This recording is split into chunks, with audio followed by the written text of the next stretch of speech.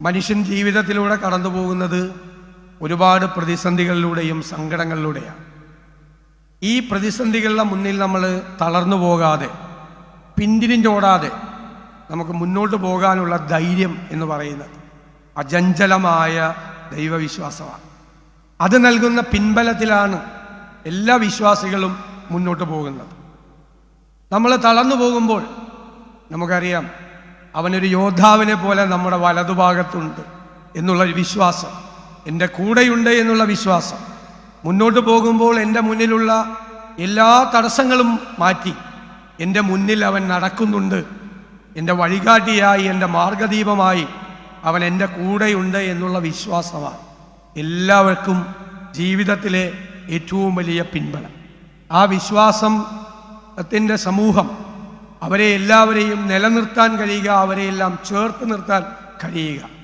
ക്രൈസ്തവ ദർശനം കൂടുതൽ ജനങ്ങളിലേക്ക് എത്തിക്കാൻ, കൂടുതൽ മനുഷ്യൻ്റെ മനസ്സുകളിലേക്ക് എത്തിക്കാൻ ശ്രമിക്കുക എന്നതാകണം എല്ലാത്തിൻ്റെയും ഏറ്റവും പ്രധാനമായ ലക്ഷ്യം.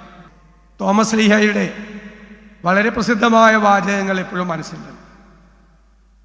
തൻ്റെ ഏറ്റവും പ്രിയ സുഹൃത്തായ ലാസർ മരണാസന്നനായി കിടക്കുമ്പോൾ ക്രിസ്തു അങ്ങോട്ട് പോകാൻ ആഗ്രഹിക്കുന്നു.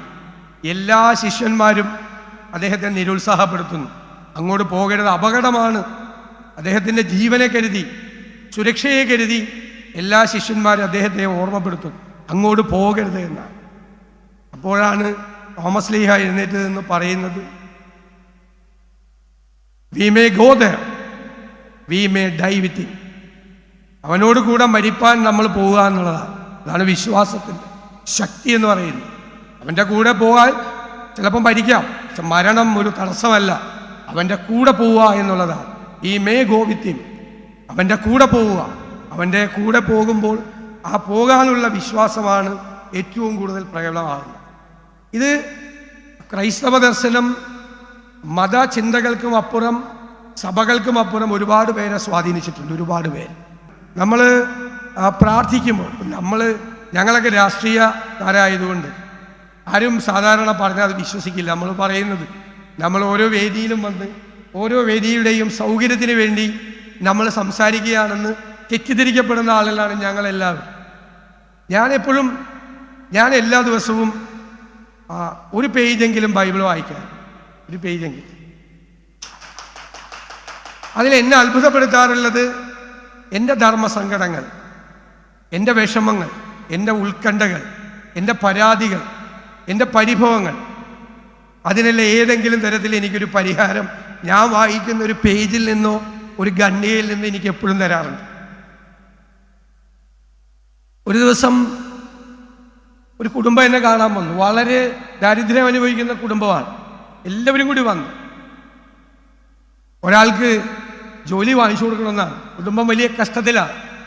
ഞാൻ 2-3 ദിവസക്കാലം വളരെ പ്രയാസപ്പെട്ടു, വളരെ ബുദ്ധിമുട്ടി. എൻ്റെ ഒരു സുഹൃത്തിൻ്റെ സ്ഥാപനത്തിൽ അയാളുമായി ഞാൻ വഴക്കിട്ടു. ജോലി വാങ്ങിച്ചു. ആളെന്നെ വിളിച്ചു പറഞ്ഞു, ജോലി കൊടുത്തിട്ടുണ്ട്, ആൾ വന്ന് ജോയിൻ ചെയ്തെന്ന് പറഞ്ഞു. ഈ ജോലി വാങ്ങിച്ചു കൊടുത്ത ആളെ എന്നെ വിളിച്ചില്ല, എന്നെ കണ്ടുമില്ല. അപ്പം ഞാൻ രാത്രി കിടക്കാൻ നേരത്ത് എനിക്ക് ഭയങ്കര സങ്കടമായി. ഇത്രയും കഷ്ടപ്പെട്ട ഒരാൾക്ക് ജോലി വാങ്ങിച്ചു കൊടുത്തിട്ട്, ഞങ്ങൾക്കൊക്കെ സാധാരണയുള്ള അനുഭവങ്ങളാണ്, പറഞ്ഞില്ലല്ലോ എന്നോട്. ഞാൻ വിഷമിച്ചാണ് കിടന്നത്.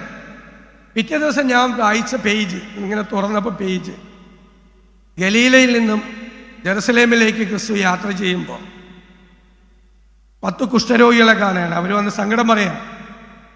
അപ്പം അദ്ദേഹം പറഞ്ഞു, നീ പുരോഹിതനെ കണ്ടോ, എല്ലാം ശരിയാവുമെന്ന് പറയും.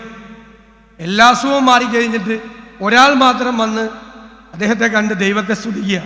അപ്പം അദ്ദേഹം പറയുന്നുണ്ട്, വിജാതീയനായ നീ മാത്രം വന്ന് എന്നെ കാണുകയും ദൈവത്തെ സ്തുതിക്കുകയും ചെയ്തു, മറ്റാരും വന്നില്ലല്ലോ.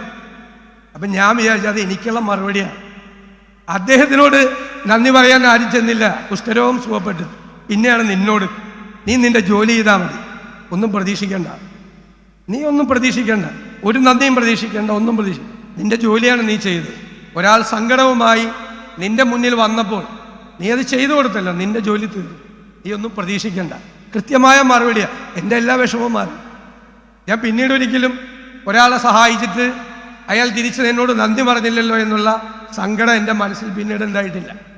അതുപോലെ ഞാൻ പ്രതിപക്ഷ നേതാവായപ്പോൾ ഞാൻ പെട്ടെന്ന് എന്താ ചെയ്യേണ്ടത്, എങ്ങനെയാണ് ചെയ്യേണ്ടത്, എന്തായിരിക്കണം സമീപനം. ഞാൻ ഗവൺമെൻറ്റിൻ്റെ ഭാഗമല്ല, എന്നാൽ ഗവൺമെൻറ്റിൻ്റെ ഭാഗമാണ്. ഗവൺമെൻറ്റിനെ നടത്തേണ്ട ആളാണ്, സൂക്ഷിച്ച് പരിശോധിക്കേണ്ട ആളാണ്, സൂക്ഷ്മ പരിശോധന നടത്തേണ്ട ആളാണ്. ഞാനിങ്ങനെ ആലോചിച്ചിട്ടാണ് കിടന്നത്. പിറ്റേ ദിവസം രാവിലെ ഞാൻ വായിച്ച ഭാഗം, ഞാൻ പറഞ്ഞല്ലോ നിങ്ങളാരും വിശ്വസിക്കില്ല, ഞാൻ വായിച്ച ഭാഗം ശലോമോൻ്റെ പ്രാർത്ഥനയാണ്, സോളമൻ രാജാവിൻ്റെ ദൈവത്തോടുള്ള പ്രാർത്ഥന. എന്താ പറയുന്നത്? എനിക്ക് ധനവും വേണ്ട, പ്രശസ്തിയും വേണ്ട, നിന്റെ പ്രജകളെ നടത്തിക്കൊണ്ടുപോകാനുള്ള ജ്ഞാനം മതി എന്ന വിസ്ഡം. പിന്നെ ഞാനിപ്പോഴും പ്രാർത്ഥിക്കുന്നത് അത് തന്നെയാണ്. വേറൊന്നും വേണ്ട, ധനവും വേണ്ട, പ്രശസ്തിയും വേണ്ട, നിന്റെ പ്രജകളാണ്, അവരെ നടത്തിക്കൊണ്ടുപോകാൻ വേണ്ടിയിട്ടുള്ള ജ്ഞാനം മാത്രം മതിയെന്നാണ്. എല്ലാത്തിനും നമുക്ക് വിശുദ്ധ ഗ്രന്ഥത്തിലും ആ ക്രൈസ്തവ ദർശനത്തിലും എല്ലാത്തിനും മറുപടിയുണ്ട്. ഇതിന് മറുപടിയുണ്ട്. അത് നമ്മുടെ വിശ്വാസമാണ്. ആ അടിയുറച്ച വിശ്വാസത്തിൽ നമ്മൾ ജീവിതത്തെ കെട്ടിപ്പടുക്കുമ്പോൾ അത് സാർത്ഥകമാകും.